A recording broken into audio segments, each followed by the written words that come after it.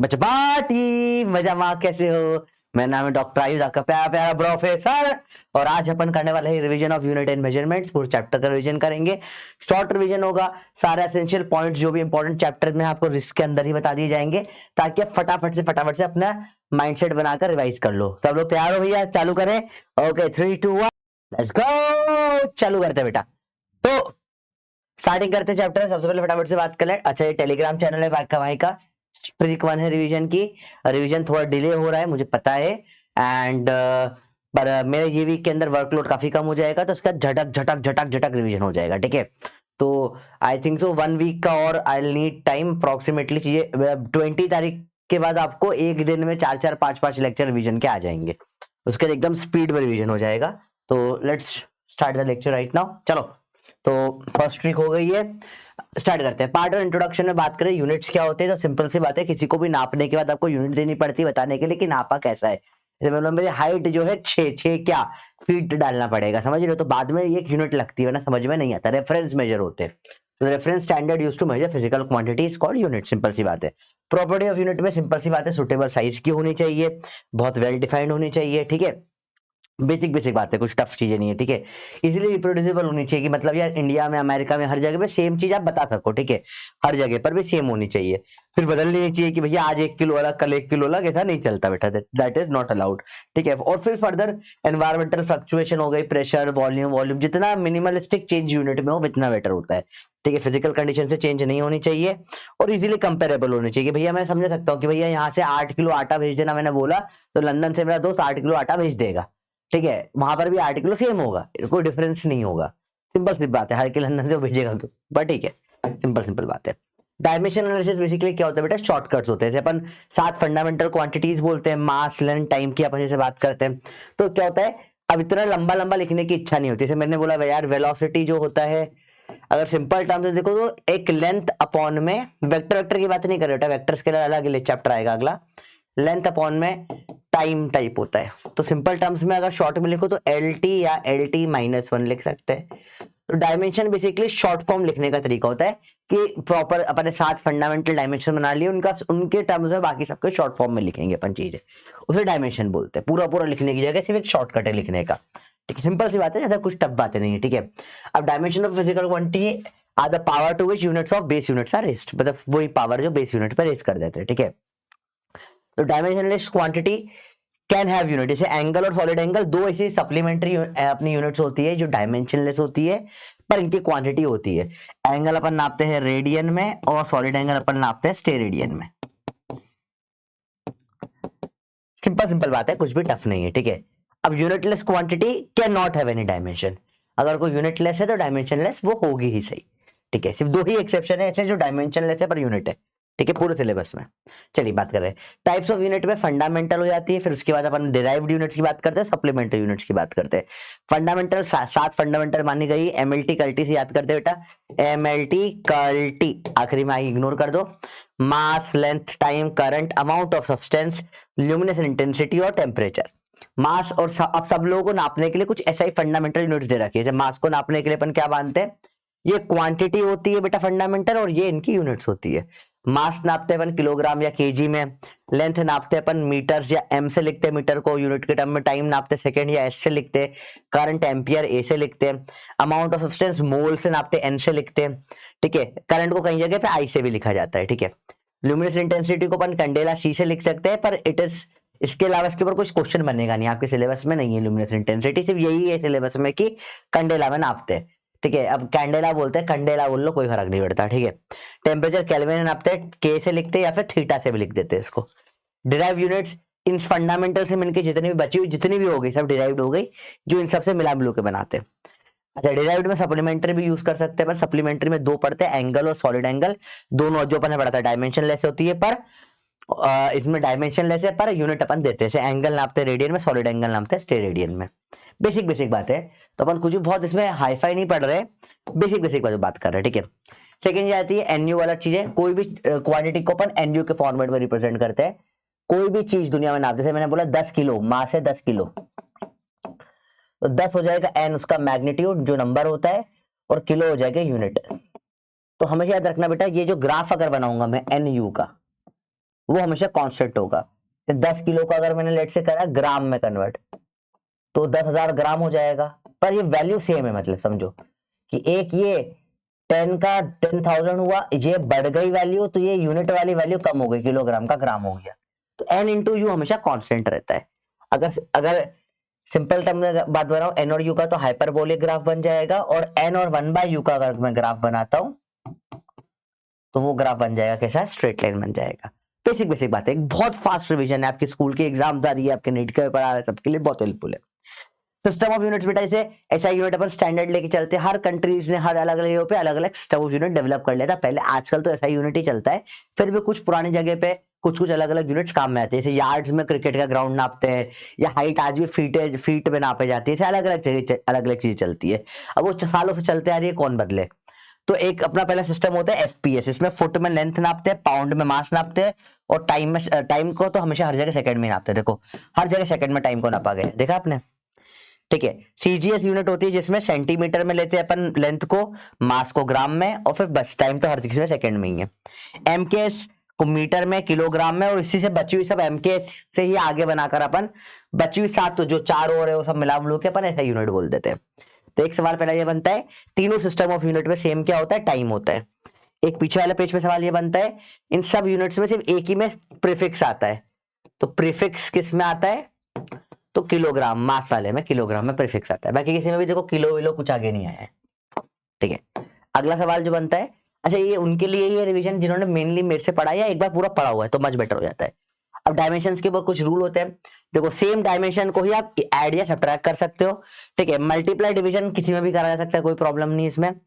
अब कुछ mathematical function है, साइन कॉस लॉग या एक्सपोनेंट हो गया, लॉगरिथम हो गया, इन सब ये डायमेंशनलेस होते हैं, तो अंदर कुछ भी डायमेंशन है 1 के बराबर आना चाहिए। तो 2 पप्पी रूल्स है, इनको सॉल्व करने के लिए पप्पी रूल 1 हो जाता है, प्लस माइनस इक्वल टू सबको इक्वल टू बना दो।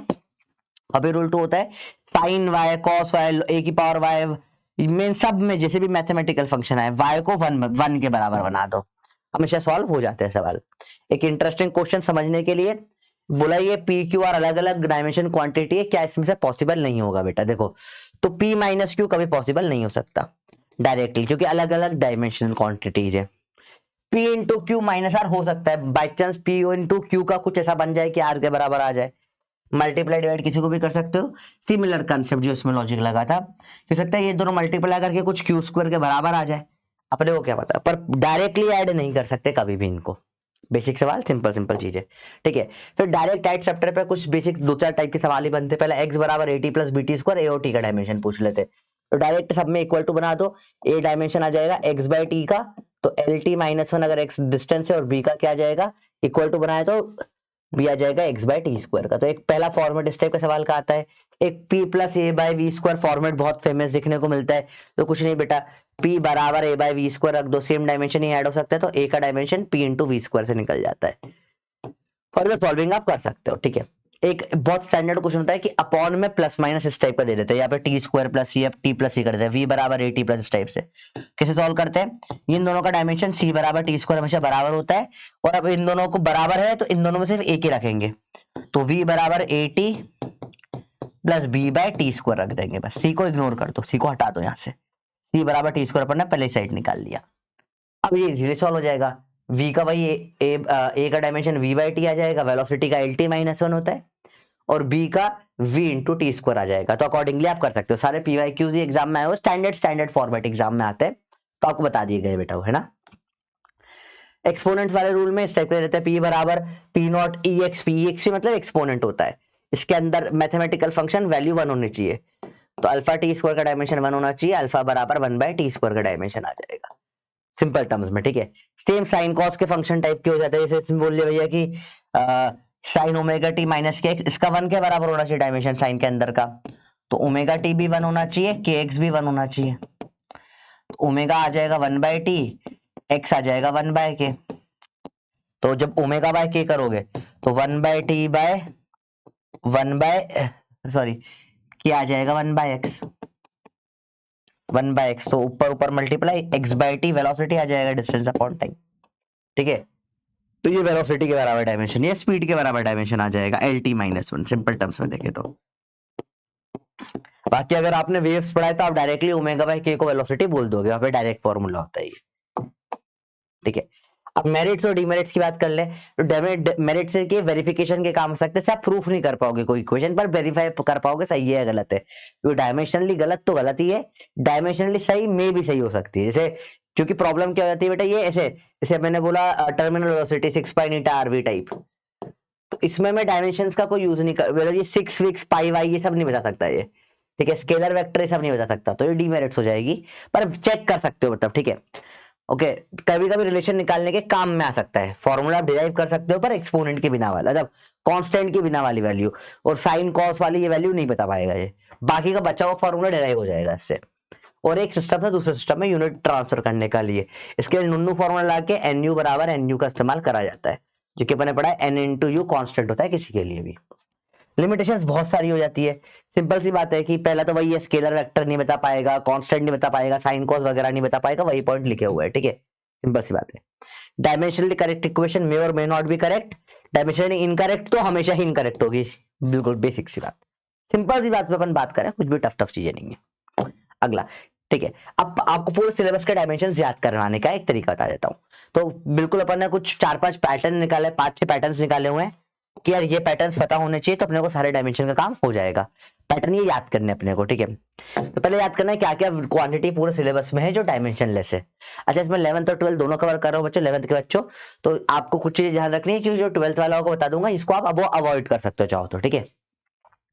एंगल, सॉलिड एंगल अपन ने ऑलरेडी पढ़ लिया, डायमेंशनलेस है पर यूनिट होती है इनकी, बाकी सारे यूनिटलेस एंड डायमेंशनलेस है, बाकी किसी की भी यूनिट भी नहीं होती, जितने भी साइन कॉस के रेशियो, एक्सपोनेंट, लॉगरिथम, मैथमेटिकल सारे फंक्शन। फिर रिलेटिव नाम से relative density, relative permittivity, relative permeability, ये दोनों 12th में आएंगे, ठीक है। डाइलेक्ट्रिक कांस्टेंट, मैग्नेटिक ससेप्टिबिलिटी, ये सारे 12th वाला पार्ट है, ठीक है, 12th वाला पार्ट है। बाकी रिलेटिव डेंसिटी देखो, दो डेंसिटी का रेशियो हो जाता है तो इट इज यूज डायमेंशनलेस हो जाती है। कोफिशिएंट ऑफ फ्रिक्शन जो म्यू से लिखते हैं, रिफ्रैक्टिव इंडेक्स 10th में पढ़ते हैं म्यू से, 12th में पढ़ते हैं म्यू से। स्ट्रेन पढ़ते हैं अपन, क्या होता है, चेंज इन लेंथ अपॉन में लेंथ, तो लेंथ अपॉन में लेंथ सेम डायमेंशन कट जाएगा, डायमेंशनलेस हो जाएगा। पॉइजन्स रेशियो, दो रेशियो का रेशियो होता है, कोई अलग अलग दो अलग अलग टाइप की स्ट्रेन का रेशियो होता है, डायमेंशनलेस हो जाता है। तो कुछ क्वांटिटी आपके सिलेबस में जो सारी के सारे डायमेंशनलेस है, जो आपको पता होनी चाहिए, कुछ 12th की, पर मैं फॉर सेक ऑफ कंप्लीशन पूरा बता रहा हूँ। फिर मैकेनिक्स में कुछ कोर क्वांटिटीज जो मेनली 11th में सबसे ज्यादा कॉमनली यूज में आती है। मास, लेंथ, टाइम तो अपने फंडामेंटल एमएलटी, वेलोसिटी और स्पीड को एलटी -1 कर सकते हो, वेलोसिटी अपॉन में टाइम एक्सेलरेशन एलटी -2 हो जाएगा, फोर्स स्टैंडर्ड एमएलटी -2 और एनर्जी वाला ML2T -2, तो याद ही रखने वाली बात होती है। अब pressure, energy density, energy upon volume या फोर्स अपॉन एरिया या Young's modulus, bulk modulus, shearing modulus या स्ट्रेस, सबके डायमेंशन सेम होते हैं। बहुत इंपॉर्टेंट ये डायमेंशन पता होना, इन सबके डायमेंशन सेम होते हैं। फोर्स अपॉन एरिया से निकालोगे तो इसमें अपॉन में एरिया होगा तो एल स्क्वायर से एक एल कट जाएगा, तो फोर्स के तो एल लग गए, ML -1 T -2, one of the most important dimension जो अपन से पूछते हैं। पावर, एनर्जी अपॉन में टाइम होता है तो ये अपॉन में टाइम कर देंगे, तो ML2T -3 हो जाएगा। इंटेंसिटी पावर अपॉन में एरिया होता है तो एल स्क्वायर कट जाएगा, MT -3 हो जाएगा। तीन कांस्टेंट जिनके डायरेक्ट रट्टा मारना है, जी M-1 L square L cube 3T -2, इसका याद रखना है। जो प्लैंक कांस्टेंट है होता है ये एनर्जी इंटू टाइम के बराबर होता है, तो ये इंटू टाइम कर दूंगा तो ML2T -1 आ जाएगा। इसकी यूनिट एक्चुअली जूल सेकंड याद रह जाती है मेरे को, तो वहां से मैं फट से निकाल देता हूँ। नीटा अपना 1-1-1 वाला कोफिशिएंट है, M1 L -1 T -1, तीनों 1-1-1, 1 -1 -1, ये विस्कोसिटी का कोफिशिएंट होता है। तो ये सब स्टैंडर्ड है जो आपको मैकेनिक्स में काम आते हैं। डायमेंशन सेकंड पैटर्न हो गया अपना। अभी पैटर्न 3 में अपन रोटेशनल वाले बात करते हैं। तो टॉर्क अपने को होता होना चाहिए R क्रॉस F होता है, F और R का R तो लेंथ हो जाएगा, F का होता है निकाल देंगे। फ्रीक्वेंसी 1 टाइम से निकलता है। वेवलेंथ जो होता है मीटर्स में लेंथ ही आ जाता है। वेव नंबर 1 में वेवलेंथ तो 1/लेंथ हो जाता है। एंगुलर फ्रीक्वेंसी क्या होता है, ओमेगा, एंगल अपॉन में टाइम, एंगल डायमेंशनलेस 1/टाइम हो जाएगा। एंगुलर वेव नंबर हो जाता है, ये अगेन सेम हो जाएगा वेव नंबर जैसा, फ्रीक्वेंसी एंगुलर फ्रीक्वेंसी या wave number angular wave number same होता है डायमेंशन वाइज देखा जाए तो, ठीक है। एंगुलर डिस्प्लेसमेंट क्या हो जाएगा, थीटा, एंगल ही हो जाता है जो कि फिर डायमेंशनलेस हो जाता है। एंगुलर वेलोसिटी क्या हो जाता है, एंगल अपॉन में टाइम तो 1/t हो जाएगा। एक्सेलरेशन ये अपॉन में टाइम तो 1/t स्क्वायर हो जाएगा। Angular momentum r cross linear momentum से निकाल देंगे, आर क्रॉस एम वी से निकाल देंगे, तो मास का एम, इसका एल टी माइनस वन, और आर का एक और लेंथ का एल स्क्वायर हो जाता है। मोमेंट ऑफ इनर्शिया अपन दे देते हैं मास इंटू लेंथ के स्क्वायर से डायरेक्ट। तो स्टैंडर्ड डायमेंशन आप झटाक से निकाल सकते हो एक बार आपको बेसिक्स आ जाते हैं तो। अगेन फिर सारा गेम बेसिक्स का है, इतनी फास्ट स्पीड से हमारे नहीं है तो क्यों नहीं है, अब तक हो जानी चाहिए बेटा, सिलेबस एंड पर हो चुका है, सिलेबस खत्म हो गया, ठीक है। पॉपी बटन 4 ये इलेक्ट्रोमैग्नेटिज्म का, this is not for length only for 12th and toppers है। कि चलो आप कभी जाकर 12th के बाद भी अगर ये लेक्चर देखते हो, बहुत सारे बच्चे 11th वाले भी लेक्चर देख रहे होंगे, तो 12th खत्म होने के बाद हो सकता है आपको नीट की तैयारी के पहले जस्ट एक बार रिवाइज करना हो, तो वो भी मैंने इंक्लूड कर दिया है कि ऐसा ना हो कि आपको रिवीजन का मौका ना मिले, ठीक है। तो चार्ज होता है करंट इंटू टाइम, तो चार्ज ए इंटू टी से लिखते हैं, ए एम्पियर होता है करंट, तो ये सबसे इंपॉर्टेंट करंट पता होना चाहिए। बाकी कुछ स्टैंडर्ड है जो आपको पता होना चाहिए, जैसे एप्सिलॉन का m माइनस वन ए स्क्वायर एल, देखो एप्सिलॉन बहुत सिंपल, एप्सिलॉन का क्या होता है माल्ट में 4 डायमेंशन चलते हैं, मास, करंट, लेंथ और टाइम, क्योंकि करंट भी आ जाता है ना बेटा। और देखो याद करो -1 2 -1 2 3 4 माइनस माइनस लगा दिया, ये इसका डायमेंशन निकल के आ गया। म्यू नॉट अपन, अच्छा इसको नाम बोलते क्या है, परमिटिविटी बोलते हैं इसको। म्यू नॉट होता है परमिएबिलिटी, म्यू का डायमेंशन भी सेम होता है, बस 1 to 1 2 हो जाता है, सेम होता है, बस 1 to 1 2 हो जाता है, MALT 1 to 1 2, और इसमें माइनस इधर आ जाता है, तो इसे बोलते हैं परमिएबिलिटी। अच्छा ये दो में रिलेटिव लगा देते हैं ना आगे, तो वो डायमेंशनलेस हो जाता है, तो वो अपने डायमेंशनलेस पे भी देखा था एक बार। अब 1 by mu naught epsilon not, ये जो वैल्यू होती है अंडर रूट में 1 by mu naught epsilon not, ये वेलोसिटी के स्क्वायर के बराबर डायमेंशन होता है इसका। क्या होता है कूलम्स कांस्टेंट, इसका डायमेंशन का अपन डायरेक्टली एप्सिलॉन नॉट का उल्टे से याद करते हैं कि ये ये इसकी वैल्यू 1/4 पाई एप्सिलॉन नॉट होती है, तो उसका डायमेंशन इसका उल्टा हो जाता है, तो ये भी MALT हो जाएगा, बस ये 1 - 2, अरे 1 - 2 3 - 4 चला जाता है, सेम डायमेंशन होता है। रजिस्टर, कैपेसिटर, इंडक्टर, तो इसमें आपको डायमेंशन याद रखना है, सबका याद नहीं रखना, इन तीनों में से कोई भी सिर्फ एक याद रख सकते हो जो आपको याद रखना है, ठीक है। तो इसमें सबसे इजी आपको जो लगे वो याद कर सकते हो, जैसे इंडक्टर बड़ा इजी होता है, 1 2 2 1, फिर सब 2 2 2 2 माल्ट में सेम उस टाइप से आता है।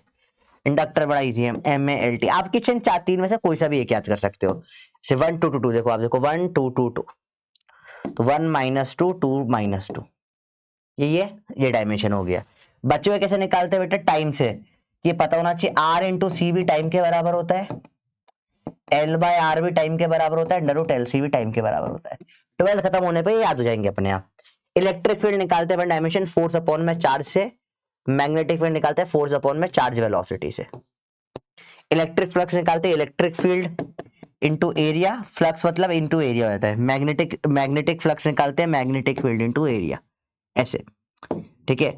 अब ये आपको नहीं याद होंगे 11th में, जब 12th खत्म हो जाएगी तब ये बहुत काम आएगा, पर मैं साथ में बता दिया, और इंपॉर्टेंट डायमेंशन यहाँ पे लिख भी दीजिए, ये फील्ड इलेक्ट्रिक फील्ड और मैग्नेटिक फील्ड है, ठीक है। तो ये पॉपी बटन 5 आता है सेम डायमेंशन वाला, अक्सर नीट में क्वेश्चन देखे गए, बहुत सारे क्वेश्चन इसके ऊपर आए हुए बेटा, मोर देन अराउंड 20 क्वेश्चन इस पेज के ऊपर है, क्या क्या डायमेंशन सेम है। तो बता टाइम का डायमेंशन RC L/R √LC के बराबर होता है। स्पीड ऑफ लाइट होता है 1 अपॉन में √μ/0, ये 1 होता है, L नहीं, 1 अपॉन में √μ/0 होता है, C speed of light. Work, energy, torque सबके डायमेंशन सेम होते हैं। फोर्स इनटू टाइम को ही इंपल्स बोलते हैं, मोमेंटम सब सेम ही चीज, तो फॉर्मूला ही हो गया जो पढ़ते हैं अपन न्यूटन्स लॉ ऑफ मोशन में, सेकंड लॉ यही तो बनता है अपना, ठीक है। एनर्जी इनटू टाइम का डायमेंशन आपको बताया प्लैंक कांस्टेंट के बराबर होता है, ऐसे याद भी कर रखा है मैंने, जूल सेकंड यूनिट होती है इसकी, और ये एंगुलर मोमेंटम के बराबर होता है MVR, जो अपन बोर्स मॉडल में भी पढ़ते हैं, अगर आपने पढ़ा हो तो बोर्स मॉडल में पढ़ा होगा केमिस्ट्री में, MVR = NH/2π। सबसे इंपॉर्टेंट आखिरी वाला एनर्जी डेंसिटी या energy upon volume epsilon not, electric field का स्क्वायर, मैग्नेटिक फील्ड का square by mu naught, pressure, force upon area, stress, सारे कोफिशिएंट जो इलास्टिसिटी के, सबका डायमेंशन होता है, मेरे फोर्स के तो L लग गए, L की जगह माइनस, L की पावर -1 हो जाता है 1 की जगह, बेसिक बात है बेटा, ठीक है। अगला देखिए अभी बटन से लेफ्ट ओवर जो बच गए, थर्मल कंडक्टिविटी के डायमेंशन में केल्विन टेम्परेचर आता है, थर्मल रेजिस्टेंस आता है, सरफेस टेंशन, वेलोसिटी ग्रेडियंट मतलब वेलोसिटी अपॉन में हाइट, तो L वाला पार्टी कट जाएगा, थर्मल ग्रेडियंट मतलब टेम्परेचर अपॉन में लेंथ, ग्रेडियंट मतलब अपॉन में लेंथ कर देते हैं बस, और कुछ नहीं। तो कुछ बेसिक डायमेंशंस जो एक्स्ट्रा बच जाते हैं अपने, ये सारे डायमेंशन अपने सिलेबस के हो जाते हैं, सब आपको रटे हुए होने नहीं चाहिए, आपको फिर मैकेनिक्स कोर पता होना चाहिए, उसमें 99% क्वेश्चन फंसते हैं यहाँ पे। ठीक है। अब इनमें से सिर्फ एक पार्ट जो था जो आपको ये वाला करवाया, ये 12th वाला पार्ट है, 11th वाला कैन इग्नोर दिस वाला पेज, ठीक है, पूरा का पूरा। चलिए अगले आते हैं कुछ हवा हवाई क्वेश्चन बेटा। ये क्वेश्चन थोड़ा टिपिकल टाइप के क्वेश्चन होते हैं जो नॉर्मल डायमेंशनल मेथड से नहीं हो पाते, इनमें थोड़ा सा मेहनत लगती है, थोड़ा सा तिगड़म दिमाग लगता है। जैसे ये वाला क्वेश्चन आ गया, ये वाला क्वेश्चन आ गया, इनमें आपको बेटर होता है कि या तो आप अगर कुछ पैटर्न निकाल पाओ तो ऑन स्पॉट, ठीक है, नहीं तो हिट एंड ट्रायल से सॉल्व कर लेना चाहिए इन सवालों को, ठीक है। जैसे आप सी का डायमेंशन आपको पता होना चाहिए, LT -1 होता है। अब 1/4, अब ये जैसे आपको है Q square upon 1/4 pi epsilon पता ही नहीं है, एप्सिलॉन का डायमेंशन पता है, ये क्यू मतलब चार्ज होता है पता होना चाहिए, जी मतलब m-1 L क्यूब T -2 होना चाहिए। तो आप डायरेक्ट वैल्यू डालकर रख के सॉल्व करके देख लो हिट एंड ट्रायल पटक के कि किसका फाइनल निकल कर आ रहा है, ये सब तो अकॉर्डिंगली वो सॉल्व हो जाते हैं। जैसे एक ये वाला क्वेश्चन बड़ा फेमस आता है, तो आपको ये दोनों का निकालना है। अब ये आपका होमवर्क है, इन दोनों को आपको निकाल के बताना है किसके डायमेंशन के बराबर आता है। दो सिंपल सी बात है जो आप कमेंट में बता सकते हैं मेरे को, ठीक है। अगला देखिए, अगला पार्ट आता है चैप्टर का पार्ट 4 जिसमें एरर्स की बातें होती है। एरर मतलब आपने मिस्टेक करी नापने के अंदर कोई भी चीज को, वो बेसिकली कोई भी चीज आप एग्जैक्ट नाप नहीं सकते क्योंकि डिवाइसेस की लिमिटेशन आ जाती है। तो जो सबसे छोटा जो भी आप सबसे परफेक्ट अपने लेवल पे नाप रहे हो और जो एक्चुअल वैल्यू में दोनों में डिफरेंस को एरर बोलते हैं। अब जो भी आप निकालते हो वैल्यू वो एक्सपेरिमेंटल वैल्यू होती है, कैलकुलेटेड वैल्यू जो भी आप एक्सपेरिमेंट करके निकालते हो, और जो ट्रू वैल्यू होती है फॉर्मूला से आती है निकल के। जैसे V बराबर IR से आपने निकाला ओम्स लॉ, या R निकाला V/I से, वो एग्जैक्ट वैल्यू आएगी, और आप जब R कैलकुलेट करोगे वो अप्रोक्सीमेट आएगी। मतलब वो थोड़ा आजू पीछे हो ही जाता है, थोड़ा सा एरर तो आता ही है, जो डिफरेंस हो गया वो एरर हो जाता है। तो एरर को सिंपल टर्म्स में बोलते हैं क्या, delta A measured value minus वो लिखा हुआ होगा measured value, difference between measured value and physical quantity obtain using a theoretical formula, ठीक है। दोनों में जो डिफरेंस होता है उसे अपन क्या बोलते हैं, एरर बोलते हैं। एरर हमेशा पॉजिटिव लेते हैं, ऑलवेज पॉजिटिव, एरर हमेशा ऑलवेज पॉजिटिव लिया जाता है। तो किसी में से भी किसी को भी माइनस कर दो, वैसे भी डिफरेंस लिखा है, डिफरेंस मतलब बड़ा माइनस छोटा होता है। आगे बात करें क्लासिफिकेशन ऑफ एरर, RS पिट से देते हैं बेटा रैंडम सिस्टमिक, और पिट से होता है पर्सनल इंस्ट्रूमेंटल टेक्निक एरर। तीन टाइप के हो जाते हैं, ये तीन टाइप के सिस्टमिक एरर होते हैं। रैंडम मतलब जो आपके हाथ में नहीं है, अनप्रेडिक्टेबल है। एनयू इसको अपन क्या बोल सकते हैं, एनो बराबर एनो बोल सकते हो, या नेने भी बोलते हैं, एनी नेने बोल लो, नेने आपको नेने पढ़ाया था मैंने कि जितना ज्यादा तुम नंबर ऑफ टाइम्स बढ़ाओगे, जितना ज्यादा तुम ऑब्जर्वेशन का नंबर बढ़ाओगे उतना एरर कम हो जाएगा।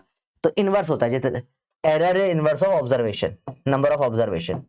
तो तुमने बोला एरर 2% कर रहा है, ऑब्जर्वेशन 1 ही करिए, 10 ऑब्जर्वेशन करोगे तो एरर 2 से 2/10.2 हो जाएगा। तो जितना तुम ऑब्जर्वेशन बढ़ाओगे इतना रैंडम एरर के चांसेस कम हो जाते हैं। ये आपके हाथ में नहीं होता, अनप्रिडिक्टेबल होता है। तो अनप्रिडिक्टेबल एक इंपॉर्टेंट शब्द यहाँ पे आ जाता है रैंडम एरर में। सिस्टमिक एरर मतलब एक पर्टिकुलर टाइप की गलती तुम करो जो करेक्ट हो सकती है, ठीक है। जैसे रैंडम एरर का सवाल है, तो 10 में 4 है तो 200 में कितना होगा, तो आप डायरेक्ट कर सकते हो 10 में 4 है तो 200 में एरर कितना आएगा, ने लगा दिया, आपका आंसर एरर का आ जाएगा। अब सिस्टमिक के 3 टाइप होते हैं बेटा, सिस्टमिक के 3 टाइप होते हैं, इंस्ट्रूमेंटल, टेक्निकल, पर्सनल। तीनों का नाम से समझ में आता है। इंस्ट्रूमेंट की गलती होगा तो इंस्ट्रूमेंटल, इसमें एक फेमस एरर होता है जीरो एरर, ये जीरो की ही गलती कर दी आपके इंस्ट्रूमेंट ने। टेक्निकल एरर की आप टेक्निक गलत यूज कर रहे हो, इंस्ट्रूमेंट सही है आपकी टेक्निक गलत है। और पर्सनल एरर फिर आपका कुछ पर्सनल प्रॉब्लम हो सकती है उसके ऊपर है, ठीक है। मेजर करने के 3 तरीके, अगर एब्सोल्यूट, रिलेटिव और परसेंटेज। तो जो आप वैल्यू निकालते हो एक्स माइनस करते हो वो एब्सोल्यूट एरर होता है। Relative error delta A upon original value, percentage error delta A by A into 100 हो जाता है। 100% या परसेंटेज एरर दे देते हो। कैलकुलेशंस जब एरर की बात करेंगे तो जब एडिशन और सब्ट्रैक्शन होगा, तो जैसे दो भी ए प्लस बी माइनस सी कर रहे हैं तो एरर भी डायरेक्ट आप प्लस माइनस कर सकते हो, कोई प्रॉब्लम नहीं है, चलेगा। पर जब मल्टीप्लाई डिवाइड हो रहे हैं तब आप एब्सोल्यूट एरर को नहीं कर सकते, जब रिलेटिव या परसेंटेज एरर को आपको करना पड़ेगा। जैसे ए इंटू बी हो रहा है, जब एरर की बात करूंगा तो percentage error of A plus percentage error of B होगा। एरर सिर्फ ऐड होता है, सब ट्रैक का भी नहीं होता बेटा।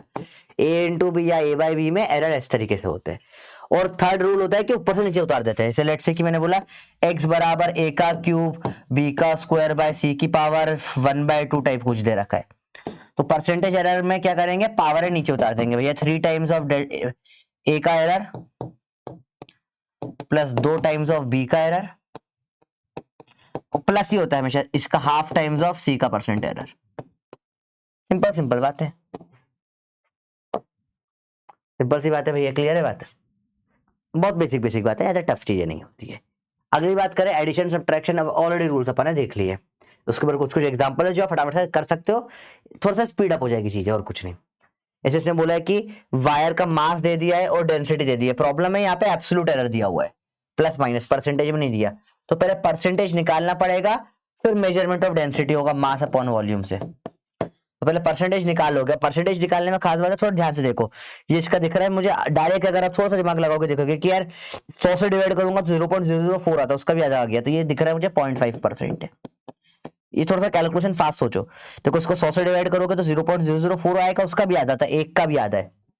ये देखोगे तो आप इसको 100 से डिवाइड करोगे तो 0.003 आएगा, उसका भी 1/3, तो 1/3, ये 1/3% हो रहा है, 1/2 1/3% हो रहा है।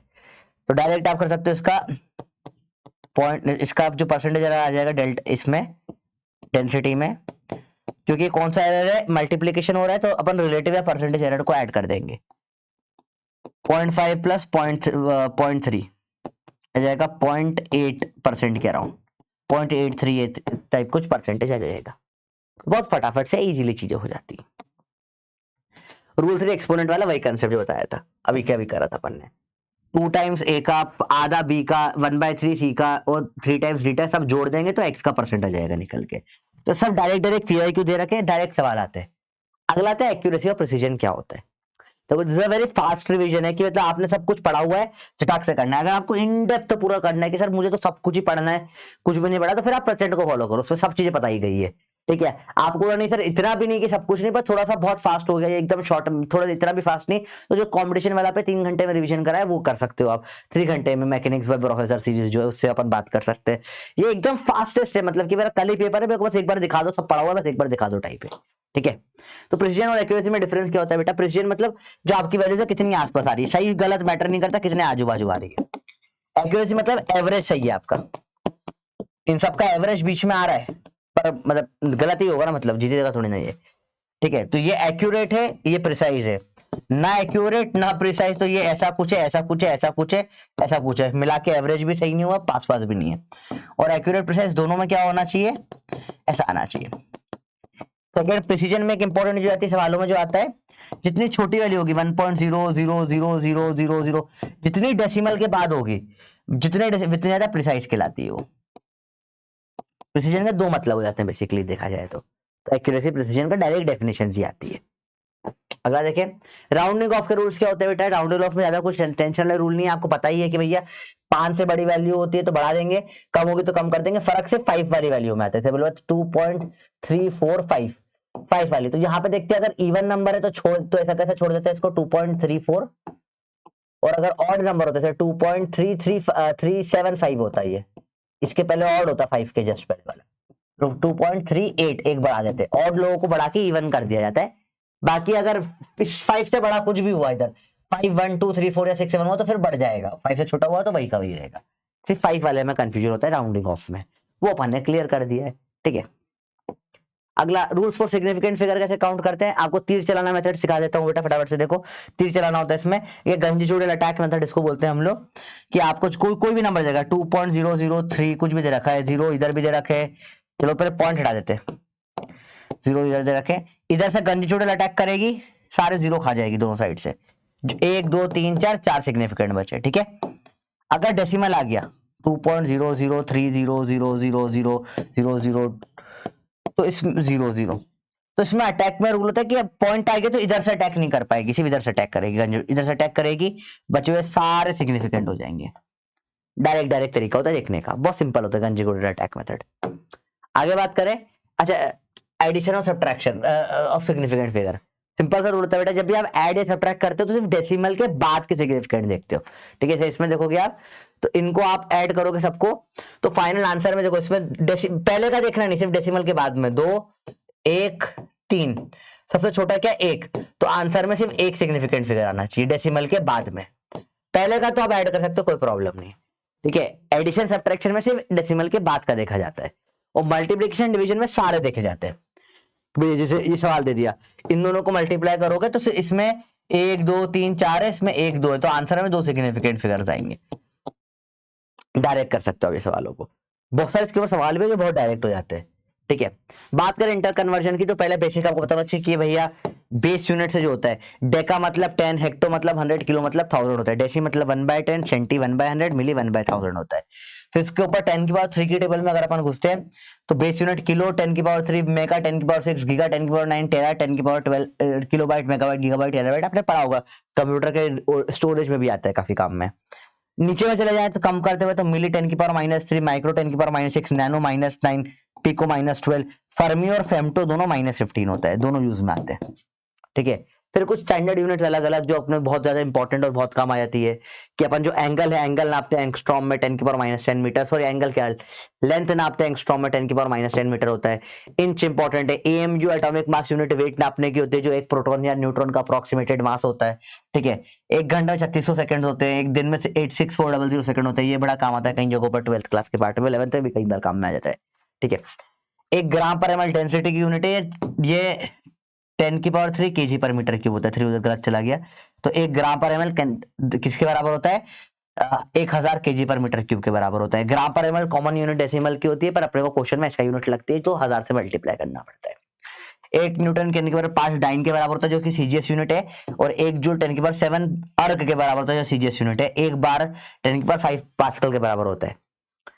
एक कैलोरी 4.18 या अप्रोक्सीमेटली 4.2 जूल के बराबर होती है। 1 हॉर्स पावर 746 किलोवाट के बराबर नहीं, 746 वाट के बराबर होता है ना।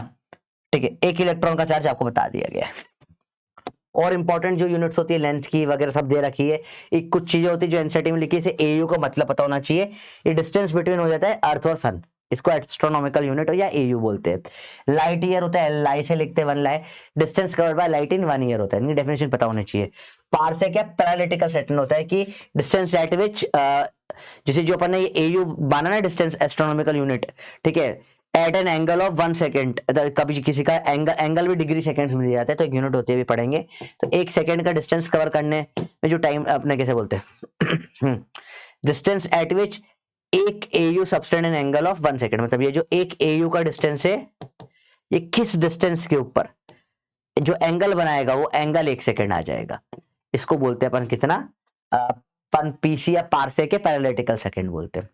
एन नॉट बोर्स रेडियस होती है 0.529 एंगस्ट्रॉम, जो कि हाइड्रोजन की फर्स्ट ऑर्बिट की रेडियस के बराबर होती है।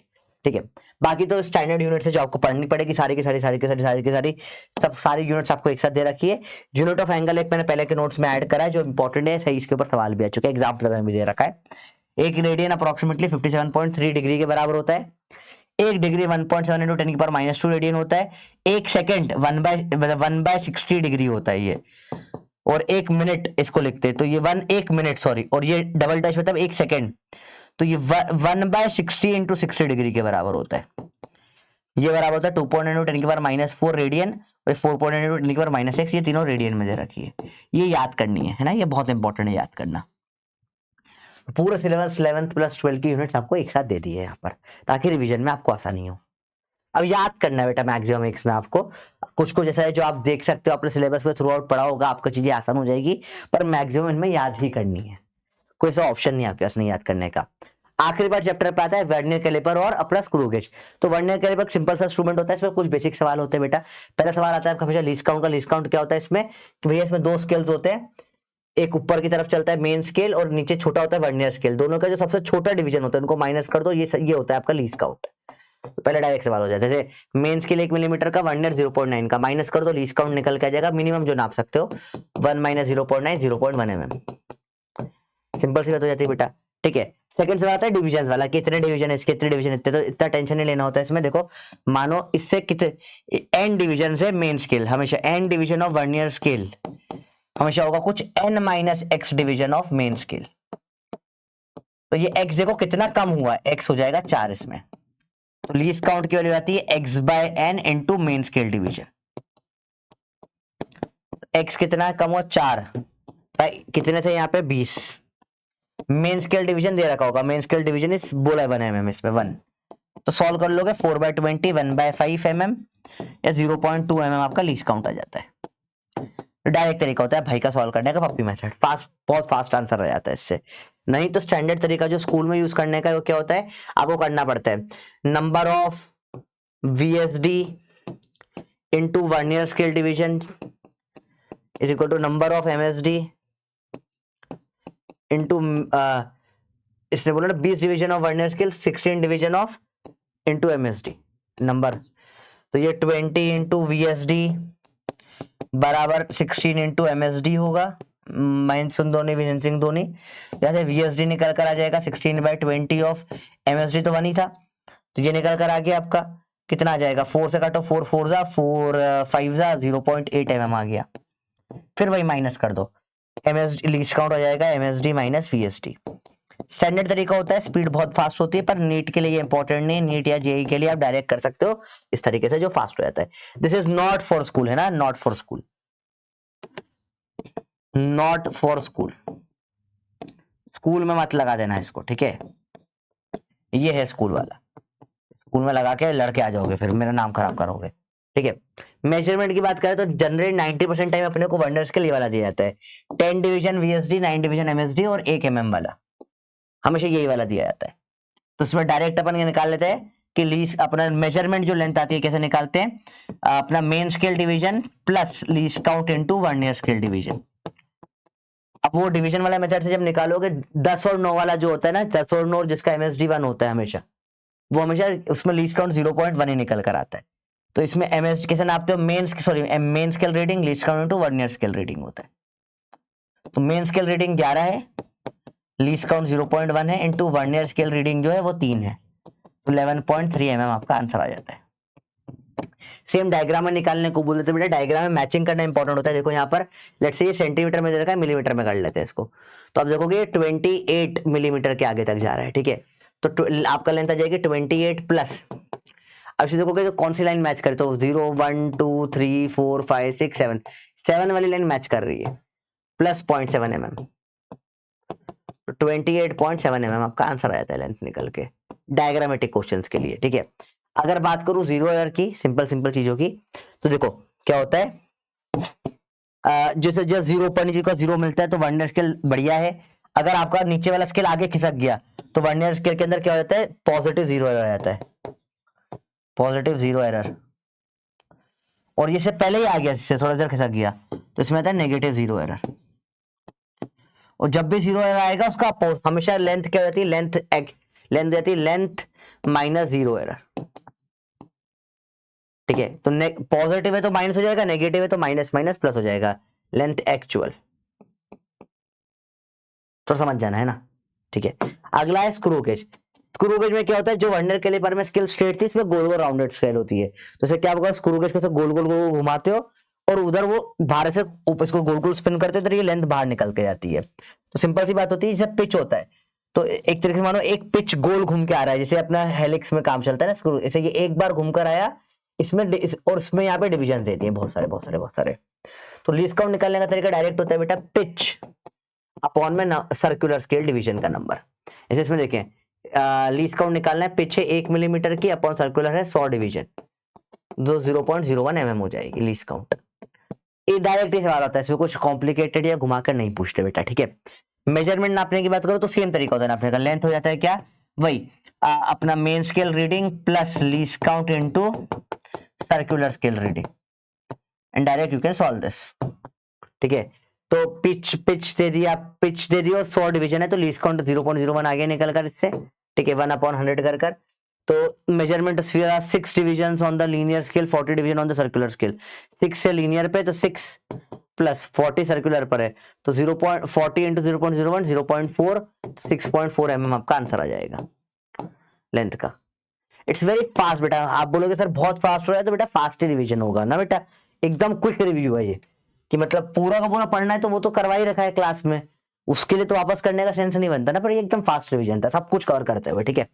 जीरो एरर की बात करो बेटा, तो देखो स्क्रू गेज में जब ये दोनों साथ में होते हैं 0 एरर हो जाता है। अगर आपने ये इसको देखो 0 इसका नीचे चला गया सर्कुलर स्केल का, तो उसे बोलते हैं पॉजिटिव 0 एरर, और सर्कुलर स्केल का 0 अगर ऊपर चला गया तो उसको बोलते हैं नेगेटिव 0 एरर। तो उल्टा चलता है, नीचे जाने पे पॉजिटिव, ऊपर जाने पे नेगेटिव होता है, हाँ। और लेंथ का वही गेम है, लेंथ एक्चुअल इस लेंथ माइनस 0 एरर, पॉजिटिव है तो कम हो जाएगा, नेगेटिव है तो माइनस माइनस प्लस हो जाएगा।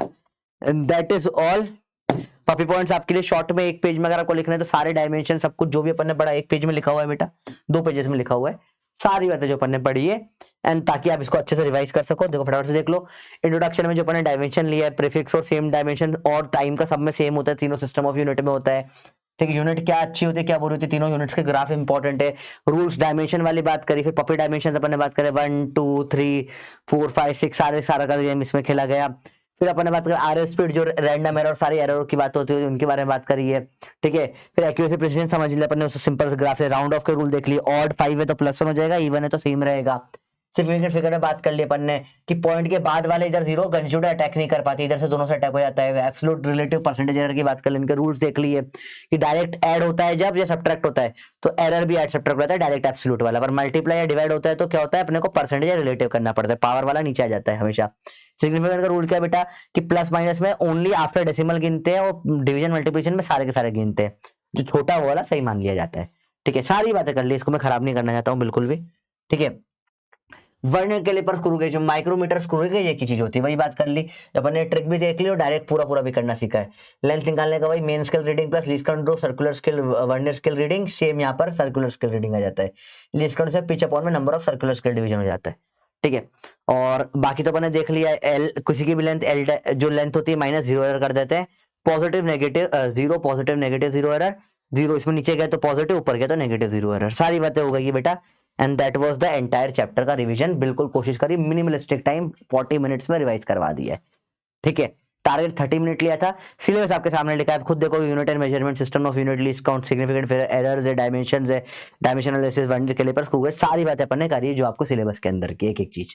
ठीक है, बहुत फास्ट करा है। टेलीग्राम पे आपको नोट्स मिल जाएंगे बेटा, टेलीग्राम स्कैन करके आ सकते हो, professor army, you are welcome in the Telegram channel, और चीज आपको बताता रहूंगा।